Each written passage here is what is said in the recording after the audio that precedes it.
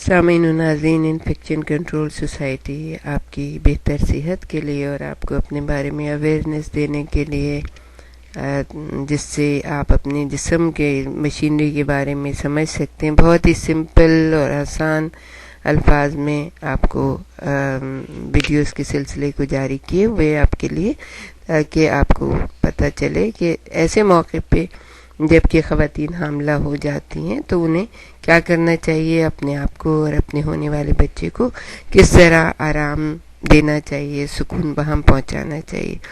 ہم آپ کو کچھ چیزوں کے بارے میں بتا رہے تھے کہ جن کی وجہ سے جو ہے نا آپ کچھ اپنی طبیعت میں آسانی اور تکلیف میں آسانی فیل کر سکتے ہیں۔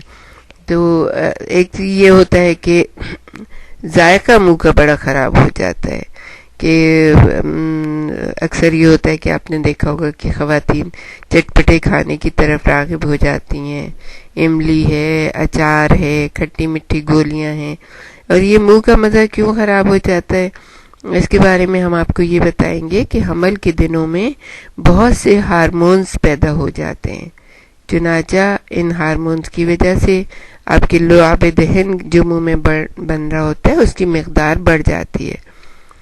لعاب دہن بڑھنے کی علامت بھی ماضی میں حمل کی تصدیق کے لیے قوی اشارہ سمجھی جاتی تھی، یعنی بڑی بوڑھیاں جب دیکھتی تھی کہ وہ جو ہیں جو خاتون ہیں، وہ گھر میں جو بہو ہے یا بیٹی ہے وہ بہت زیادہ لعاب دہن ادھر ادھر پھینک رہی ہے، تو وہ یہ سمجھتی تھی کہ اچھا یہ حامل ہے۔ تو یہ معمول کے خلاف اگر آپ کچھ ایسی چیز کھائیں، جیسے بعض لوگ مٹی کھانے لگتے ہیں یا کوئی ایسی چیز، تو یہ بہت ہی مطلب آپ کے لیے آگے جا کے پریشان کن ہو جائے گی۔ تھوڑی بہت کھٹی چیزیں یہ تو چلیں ہو سکتی ہے، جیسے کھٹی میٹھی گولیاں ہیں، یا آپ اپنے گال میں رکھ لیں اور آہستہ آہستہ اس کا رس جو ہے نا جاتا رہے، تو اس سے کوئی ہارم نہیں ہے، کوئی نقصان نہیں ہے۔ لیکن اگر کوئی ایسی چیز آپ کھائیں گی جس سے آپ کے سینے پہ جلن ہو جائے گی، سانس لینے میں تکلیف ہو جائے گی، یا آپ کا بچے پہ کوئی اثر ہوگا، تو یہ چیزیں بہرحال اچھی شمار نہیں کی جاتی۔ اس کے لیے ہم آپ کو یہ بتائیں گے کہ اس مشکل پر قابو پانے کا بہترین طریقہ جو ہے وہ کیلشیم والی غذاؤں کا استعمال ہے، اور کیلشیم کی خصوصی گولیاں کھانا، مثلا کیلشیم والی غذائیں آپ کو پتہ ہے ہم پہلے بھی بتا چکے ہیں، جیسے دودھ ہے، انڈا ہے، اس میں آپ جو ہے نا یہ آپ استعمال کر سکتی ہیں، بھلے تھوڑا ہی لیں، 1 کپ ہی لیں، 1 انڈا لیں روز، لیکن یہ ہے کہ یہ ضروری ہے کہ آپ کیلشیم کی غذاؤں کا استعمال کریں، اور اگر ایسا بھی نہیں ہے تو پھر کیلشیم کی گولیاں ضرور کھائیے۔ پھر آپ کو ہم یہ بتائیں گے کہ اس زمانے میں جلد کی رنگت میں تبدیلی ہو جاتی ہے۔ پہلے بھی ہم نے اس کا ذکر کیا تھا کہ حمل کے 18ویں ہفتے کے بعد جو نپل کے ارد گرد گہرے رنگ کا حلقہ مزید گہرے رنگ میں تبدیل ہو جاتا ہے۔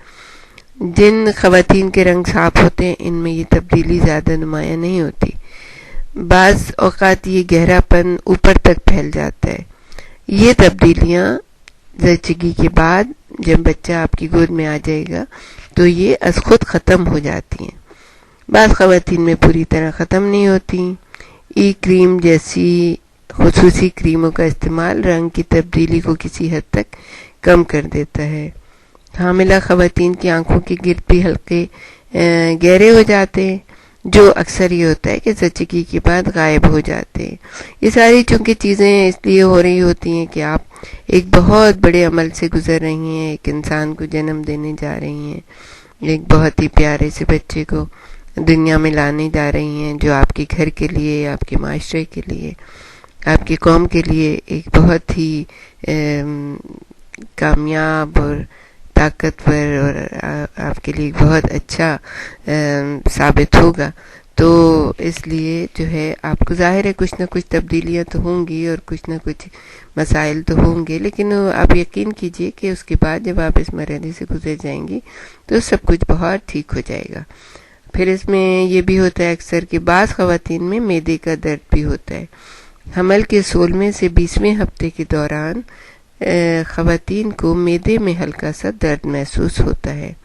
اس کا سبب رحم میں موجود بچے کی قد و قامت میں اضافہ، یعنی جب بچہ بڑا ہوتا ہے اس کا قد قامت پھیلتا ہے تو اس میں یہ ہوتا ہے کہ یہ معدے میں تھوڑا سا درد ہوتا ہے. لیکن یہ ہر ایک کو نہیں ہوتا. کبھی نہ سمجھیے گا کہ ہر ایک کو یہ سننے کے بعد ہر ایک کو ہونا شروع ہو جائے. یہ نہیں ہوتا. بہت کم لوگوں کو ہوتا ہے. لیکن یہ ہم اس لیے بتا رہے ہیں کہ اگر ایسا ہو تو اس کو کوئی آپ اب نارملٹی نہ سمجھیں، بلکہ سمجھیں کہ یہ بچے کی وجہ سے یہ تمام چیزیں تو تھوڑی تھوڑی تو محسوس ہوں گی. یہ درد چونکہ بالکل فطری اور بے ضرر ہوتا ہے. اگر درد کی شدت آپ سے محسوس نہیں ہو رہی ہے تو پھر آپ اپنے لیڈی ڈاکٹر سے ضرور رجوع کر کے ان کو بتائیں. وہ ہو سکتا ہے کوئی سکون کی چیز آپ کو دے دیں. پھر ہے پاؤں کی سوجن. پاؤں کی سوجن پھولی ہوئی وریدوں کی وجہ سے ہوتی ہے. یہ سوجن رات کو سونے کے بعد ختم ہو جاتی ہے. اگر صبح اٹھنے پر بھی پاؤں سوجے ہوئے ہوں تو پھر ڈاکٹر سے مشورہ کرنا بہت ضروری ہے. ہم نے آپ کو پہلے بھی بتایا تھا کہ آپ کے لیے بہت ضروری ہے کہ جب بھی آپ چارپائی پہ بیٹھیں، کسی کرسی پہ بیٹھیں، صوفے پہ بیٹھیں تو اپنے پاؤں لٹکا کے نہ بیٹھیے، بلکہ اپنے پاؤں اوپر کر کے بیٹھیے. اور سب کو ظاہر ہے کہ پتہ ہوگا کہ آپ کس وجہ سے بیٹھ رہی ہیں، تو یہ کوئی محسوس نہیں کرے گا اور کسی کو برا نہیں لگے گا. آپ ہمیشہ اپنے پاؤں اوپر رکھ کے بیٹھیے تاکہ سوجن نہ ہو آپ کے پیروں میں.